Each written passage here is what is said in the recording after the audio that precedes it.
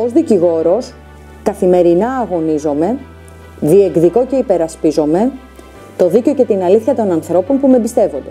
Η ενασχόλησή μου με την πολιτική και ειδικά με την τοπική αυτοδιοίκηση είναι η επέκταση αυτής της μαχητικότητας που με χαρακτηρίζει. Θέλω να είμαι παρούσα για τον τόπο που κατοικώ και αγαπώ, το Μαρούσι μας.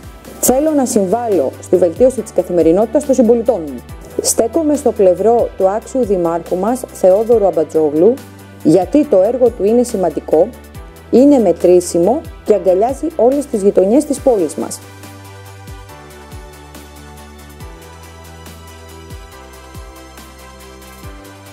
Ζητώ την ψήφο σας γιατί ξέρω πως μπορώ να είμαι χρήσιμη ως δικηγόρος, ως γυναίκα, ως μητέρα στην τοπική κοινωνία μας. Με τη δυναμική και την εμπειρία όλων μας, το Μαρούσι μας θα ανέβει πολλά σκαλιά, ακόμη παραπάνω. Στις 8 Οκτωβρίου ψηφίζουμε και επιλέγουμε να πάμε το Μαρούσι που όλοι αγαπάμε ακόμη πιο ψηλά.